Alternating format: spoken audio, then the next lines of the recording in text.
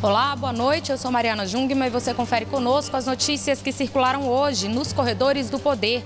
O presidente Michel Temer recebeu agora há pouco aqui no Palácio do Planalto o diretor-geral da Organização Mundial do Comércio para tratar, entre outros assuntos, da decisão dos Estados Unidos de sobretaxar a importação de aço, que afeta diretamente o Brasil. E a situação da violência, a gente vai falar sobre os episódios de violência no Ceará, no Rio de Janeiro. Tudo isso você confere conosco a partir de agora pela TV Brasil, pela Rádio Nacional e emissoras públicas de todo o país. Olha, o presidente Michel Temer esteve reunido agora há pouco com o diretor-geral da Organização Mundial do Comércio, Roberto Azevedo, para tratar, entre outros assuntos, da decisão do governo americano de sobretaxar em até 25% a importação americana de aço e alumínio. Isso afeta diretamente o Brasil. As exportações do Brasil é o segundo maior exportador desse tipo de matéria-prima para os Estados Unidos. Segundo Roberto Azevedo, que conversou com os jornalistas agora há pouco aqui no Palácio do Planalto, os dois falaram sobre a necessidade do Brasil aumentar a sua competitividade e, inclusive, ampliar ali os seus mercados, se aproximando principalmente da União Europeia, e falaram também sobre não tomar nenhuma decisão unilateral neste momento. O Brasil deve entrar em contato com outros países que também vão ser afetados por essa medida americana para buscar ali soluções conjuntas. Segundo Roberto Azevedo, é bastante preocupante quando se entra numa espiral de retaliações, porque uma acaba puxando a outra e isso acaba sendo muito prejudicial para o comércio exterior de maneira geral. Então, geralmente nesse tipo de situação se busca evitar soluções unilaterais e que entrem aí nessa espiral de retaliações. Então, segundo ele, a saída brasileira deve ser sempre em conjunto com os outros países que são muito afetados por essa medida também, mas também ali tentando diretamente uma negociação com o governo americano para solucionar a questão brasileira especificamente. Aliás, ainda nessa pauta internacional, o presidente Michel Temer falou também sobre a aproximação do Mercosul com a União Europeia. Nos estúdios da Rádio Nacional é a Jéssica Gonçalves, né, Jéssica? Boa noite. Quem vai trazer as informações sobre isso para a gente? Sim, boa noite. Boa noite, Mariana. Em Valparaíso, no Chile, o presidente Michel Temer disse que o Mercosul e a União Europeia estão próximos de fechar um acordo em definitivo. O Mercosul busca diminuir as barreiras tarifárias para produtos como grãos e alimentos, dos quais são grandes exportadores. Após o encontro com o presidente da Argentina, Maurício Macri, Temer informou que ainda faltam alguns pontos para resolver e fechar um tratado de livre comércio com os europeus. Temos alguns pequenos pontos para ainda resolver, mas os chanceleres da União Europeia e do Mercosul vão se reunir muito proximamente. Eu acho que depois de 19 anos, foi isso que eu e o Macri concordamos, nós talvez fechemos em definitivo o acordo Mercosul-União Europeia. O presidente Michel Temer foi ao Chile participar da cerimônia de posse do presidente eleito Sebastián Piñera e retornou nesta segunda-feira ao Brasil. Esta é a segunda vez que Piñera ocupa o cargo. A primeira foi entre 2010 e 2014. Ele assume o posto deixado por Michelle Bachelet para um mandato que vai até 2022. Mariana. Obrigada, Jéssica Gonçalves. A gente lembra que esse acordo do Mercosul com a União Europeia, que a Jéssica citou, é um acordo que vem sendo buscado já há bastante tempo, vem sendo negociado. O ministro da Fazenda, Henrique Meirelles, já falou sobre ele diversas vezes, sobre a necessidade de que esse acordo avance. E aí agora, então, pode ser que essa decisão americana acabe sendo aí o pontapé que faltava para esse acordo sair, né? Vamos ver. Bom, a gente segue falando também de notícias internacionais lá na Agência Brasil. Carolina Pimentel traz aí um apanhado das notícias internacionais para a gente. Boa noite. Boa noite, Mariana. A gente vai continuar falando aí do Chile, porque a neta mais nova de Salvador Allende, Maya Fernandes, foi escolhida presidente da Câmara dos Deputados do Chile. Ela assume o cargo após a formação do novo Congresso, eleito em novembro do ano passado. Salvador Allende presidiu o Chile de 1970 a 1973, quando foi deposto por um golpe militar. Filiada ao Partido Socialista, Maya Fernandes representa um distrito da capital Santiago e cumprirá o segundo mandato como parlamentar. E pelo menos 511 mil pessoas já morreram na guerra na Síria, que completa 7 anos na próxima quinta-feira. Os dados são da organização Observatório Sírio de Direitos Humanos. A entidade, que conta com colaboradores em todo o país, contabilizou a morte de mais de 100 mil civis, dos quais quase 20 mil eram menores de idade e cerca de 12 mil mulheres. De acordo com a organização não governamental, o governo de Bashar al-Assad controla atualmente quase 70% do território sírio, enquanto as milícias lideradas por curdos dominam quase 20% do país. Mariana. Obrigada, Carolina Pimentel. Então, das notícias do mundo, a gente vem agora para as notícias locais. Petrópolis, no Rio de Janeiro, foi castigada ali, toda a região serrana, né? Os Petrópolis, especificamente pela chuva nos últimos dias. Maurício de Almeida teve 2 mortos, é isso? Boa noite. Olá, Mariana, boa noite. Infelizmente, o número de mortos aumentou. São 4 mortos nessa enchente que aconteceu em Petrópolis. Está chovendo bastante no município desde o início do mês de março. As chuvas na região serrana do Rio já fazem parte de uma triste rotina sempre no verão. Quase sempre tem enchente, tem deslizamento de terra e pessoas acabam morrendo. Ao todo, a Defesa Civil recebeu nesse fim de semana 200 chamados relacionados com deslizamentos de terra. E, como eu falei, 4 pessoas, infelizmente, acabaram morrendo soterradas. 20 casas estão interditadas e as famílias foram levadas para abrigos da Prefeitura de Petrópolis. O prejuízo inicial está estimado em 5 milhões de reais. No fim de semana, o ministro da Integração Nacional, o ministro do Esporte e o presidente da Câmara dos Deputados, Rodrigo Maia, estiveram em Petrópolis. Eles conversaram com o prefeito da cidade e percorreram os locais atingidos pela enchente. O governo federal prometeu socorrer a cidade, enviar ajuda financeira para o município de Petrópolis. A prefeitura está fazendo um levantamento e promete encaminhar até amanhã para o governo federal todos os pedidos de recursos. E o Palácio do Planalto espera que, no máximo, em 10 dias, esse dinheiro seja disponibilizado para a Prefeitura de Petrópolis. Mariana. Obrigada, Maurício de Almeida. A gente ainda volta a se falar hoje, mais tarde, um pouco sobre a situação aí do Rio. Mas agora eu vou falar com Daniele Popov, lá na redação da TV Brasil. Dani, hoje é dia de Segunda Opinião aqui na TV Brasil e você vai trazer pra gente aí quais são os temas dessa noite, né? Oi, Mariana, boa noite para você, boa noite a todos. Pois é, com tanta chuva em alguns estados, causando estragos e mortes, como nós acabamos de acompanhar aí em Petrópolis, algumas partes do país passam por crise hídrica e outras partes continuam sofrendo com a seca. Uma alternativa para aplacar a seca seria usar a água do mar dessalinizada. Essa proposta é reforçada pelo exemplo de Israel, que tem 80% da água usada proveniente do mar. A transferência de tecnologia de dessalinização entre Brasil e Israel vem sendo feita por empresários israelenses diretamente com governos e prefeituras do Nordeste que sofrem com a seca. Com experiência na área administrativa e de negócios, o embaixador de Israel, Yossi Shelley, já fez várias visitas ao Maranhão e Ceará. No ano passado, essa parceria resultou na compra de um maquinário móvel para tratamento de água em locais de situação emergencial pelo Ceará.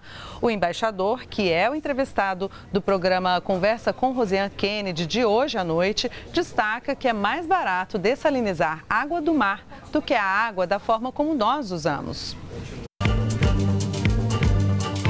O governo não precisa pagar nada. As coisas estão feitas para o setor privado. Você faz um PPP e você compra e paga sobre um cubo de água. Por exemplo, o preço de Israel por um cubo de água é R$2,20 por 1.000 litros, um cubo. Eu acho que é mais barato que o sistema que temos agora, não secar pipa, perfurar na terra, não sei como. Água é um recurso que pessoas não podem viver sem isso. Por isso, todos os recursos estão para acabar esse problema. Depois vamos fazer ruas, depois vamos fazer outra. Primeiro, beber.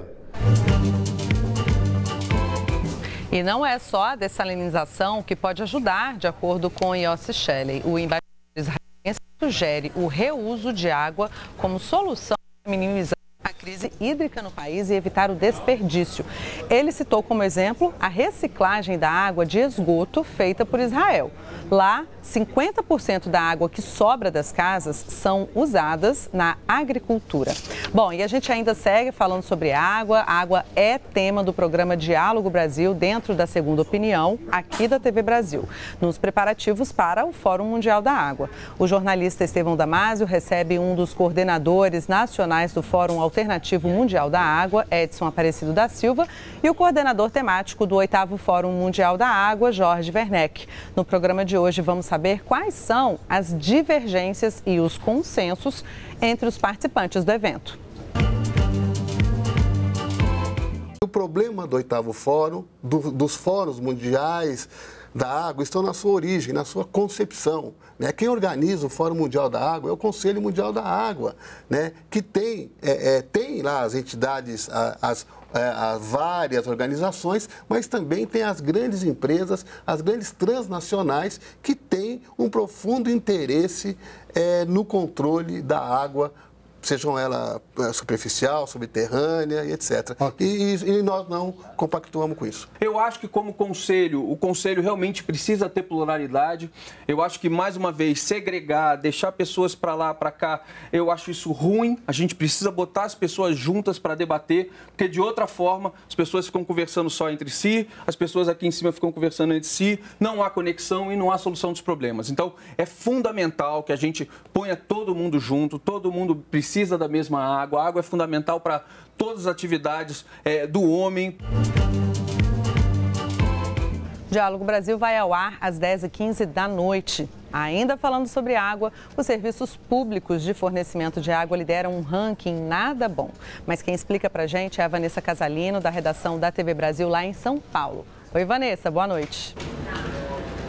Oi, Dani, boa noite para você, boa noite a todos. Em 2017, os planos de saúde continuaram liderando as reclamações no IDEC, o Instituto Brasileiro de Defesa do Consumidor. Mas no ano passado, o Instituto registrou aumento nas queixas sobre água, energia elétrica e gás. Mais de 7% do total, o que levou à criação de uma nova categoria. O segmento é monitorado por agências reguladoras. São os órgãos do governo que devem fiscalizar os serviços com foco no interesse público. E para o IDEC, os números mostram que a atuação dessas agências tem sido ineficiente. Eu volto com vocês em Brasília. Vanessa, mas eu ainda aproveito você aí para a gente entrar na nossa pauta sobre segurança pública, porque aí em São Paulo decidiram retomar aquele programa que aproveita os policiais que estão em dias de folga, né? Justamente, Mari, boa noite para você. A Operação Delegada foi criada em 2009 e é um convênio entre a Prefeitura e a Polícia Militar por meio do governo do estado. Vinha sendo feita em regiões consideradas críticas para combater principalmente o comércio ambulante ilegal. Hoje, com a assinatura de um novo convênio, a operação foi retomada e ampliada. Passa a se chamar Programa de Fiscalização de Posturas Municipais e vai atuar também no combate à pichação, ao descarte irregular de lixo, na fiscalização de pessoas que urinam em via pública e na proteção ao agente público que faz vistorias.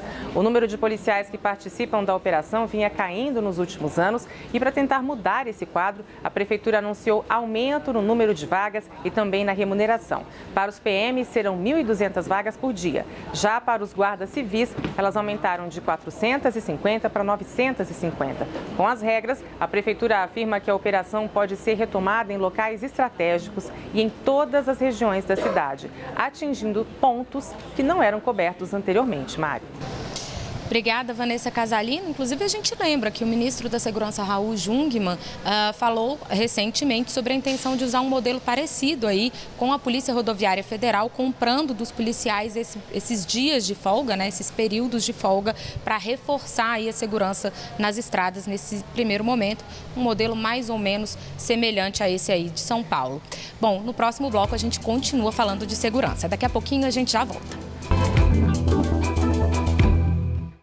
Olá, eu sou Mariana Jungmann e nós estamos de volta com as notícias que circularam hoje nos corredores do poder. No primeiro bloco, você viu conosco que o presidente da República, Michel Temer, recebeu aqui no Palácio do Planalto o diretor-geral da Organização Mundial do Comércio para tratar, entre outras coisas, da decisão americana de sobretaxar a importação de alumínio e aço, afetando diretamente aí o Brasil, o mercado brasileiro. Agora a gente começa esse segundo bloco falando de violência, de segurança pública, porque Fortaleza passou por momentos de ataques aí no fim de semana que resultaram na morte de 7 pessoas. Daniele Popov é quem traz as informações pra gente, né, Dani? Isso mesmo, Mariana. Homens armados mataram 7 pessoas e feriram ao menos outras 4 na noite de sexta-feira em Fortaleza. Segundo a Polícia Civil, os ataques ocorreram por volta das 10h30 da noite em diferentes pontos do bairro do Benfica, na região central da capital cearense. A suspeita inicial é de que os ataques tenham sido praticados por um mesmo grupo em um curto espaço de tempo. De acordo com a polícia, o caso pode estar ligado à rixa entre integrantes de torcidas organizadas. Em nota, o Ministério Público do Ceará cobrou o fim das torcidas organizadas ligadas aos 2 principais times da capital, Fortaleza e Ceará. A crescente violência no Ceará motivou o governo federal a enviar, em 19 de fevereiro, uma força-tarefa formada por agentes da Polícia Federal e da Força Nacional para combater o crime organizado no estado. E a gente ainda sobre segurança, a gente segue para o Rio de Janeiro, porque o Maurício de Almeida tem informações sobre a intervenção por lá, né, Maurício? Boa noite. Olá, Daniele, boa noite. É isso mesmo. Hoje as Forças Armadas voltaram a realizar uma operação na Vila Kennedy, que fica na zona oeste do Rio de Janeiro. Segundo o Comando Militar do Leste, o Exército vai realizar operações diárias na Vila Kennedy. Vai passar o dia inteiro na Vila Kennedy e à noite a Polícia Militar vai cuidar da segurança na região.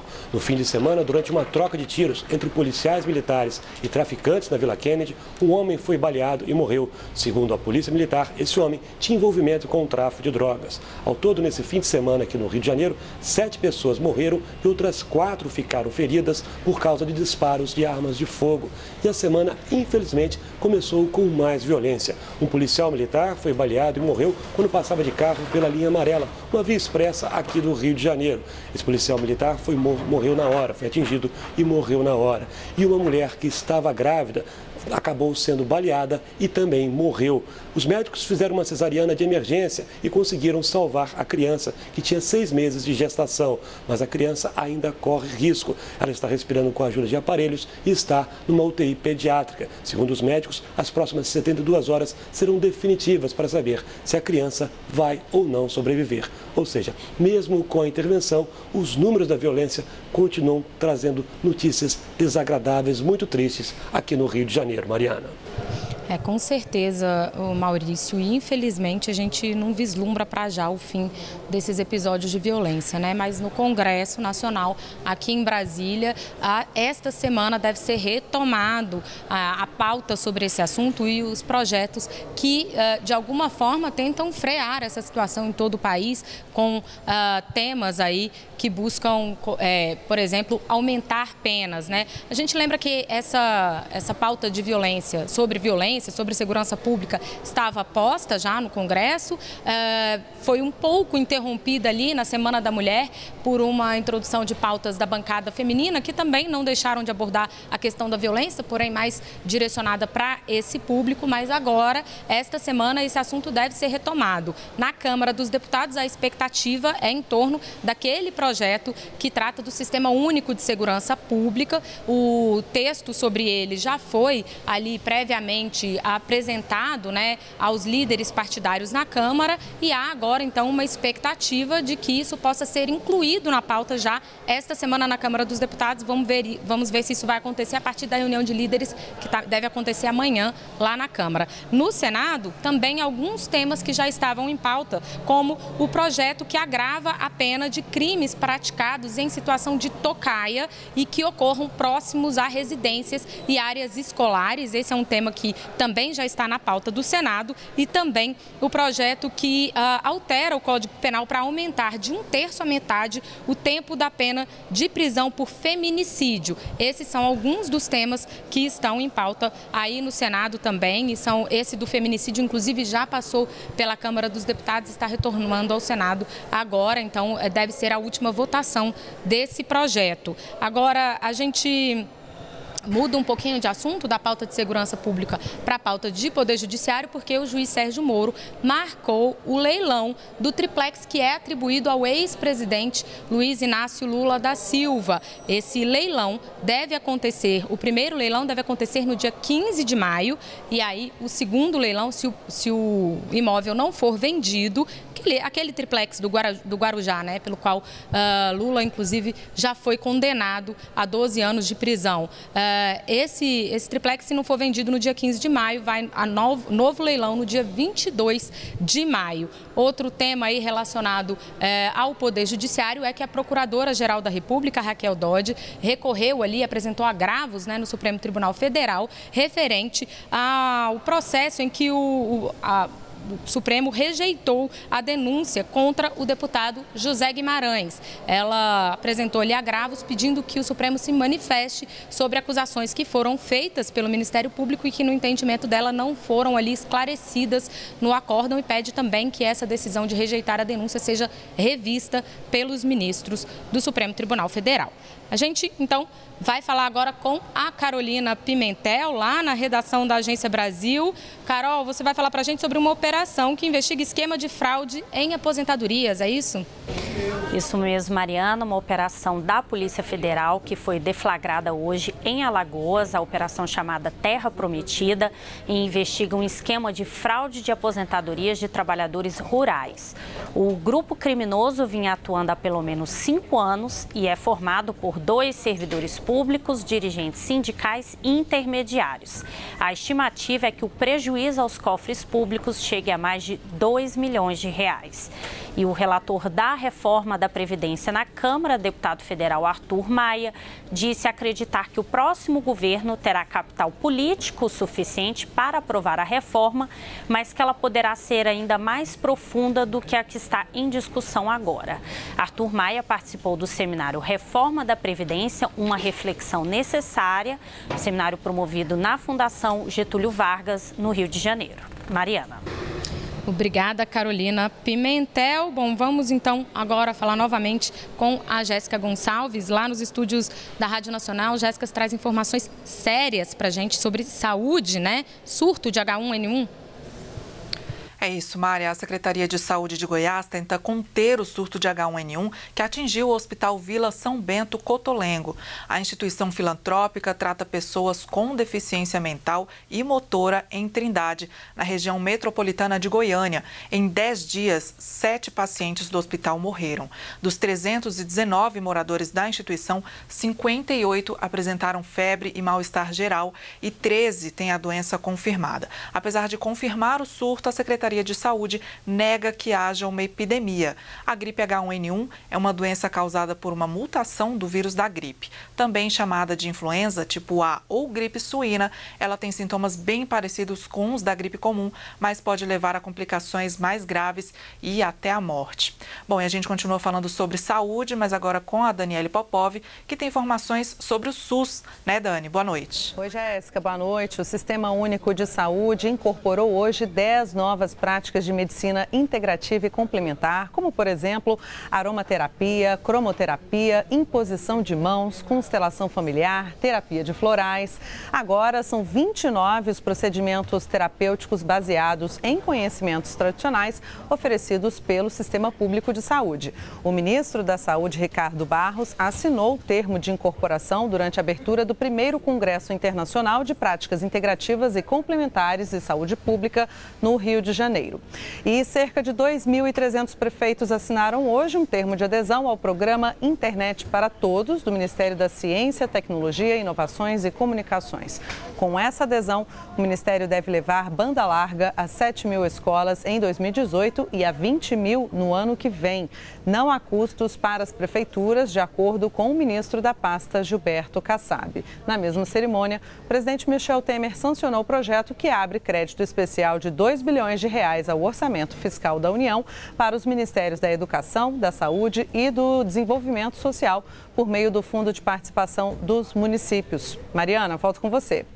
Obrigada, Daniele Popov. E nós vamos então falar novamente com a Carolina Pimentel, aí na redação da Agência Brasil. Carol, falei bastante aqui na última semana sobre violência contra a mulher, né, na Semana da Mulher. E hoje você também traz mais dados sobre esse tema pra gente, né? Mariana, saiu hoje um estudo do Conselho Nacional de Justiça que revelou que ao final do ano passado, 1 em cada 100 mulheres abriu uma ação judicial por violência doméstica. De acordo com esse levantamento divulgado hoje, mais de 1 milhão e 200 mil processos dessa natureza tramitavam na Justiça dos Estados.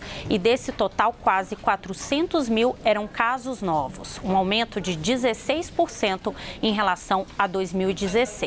Outra pesquisa divulgada na semana passada indicou que somente 1 em cada 3 mulheres afirmou ter recorrido ao Estado para enfrentar a violência a que foi submetida. Segundo esse levantamento, feito pelo Observatório da Mulher contra a Violência e pelo Instituto de Pesquisa Data Senado, 20% das mulheres consultadas disseram que foram vítimas de violência e em 2015 esse percentual era menor, era de 18%. 18% das entrevistadas haviam afirmado que tinham sofrido violência. Mariana.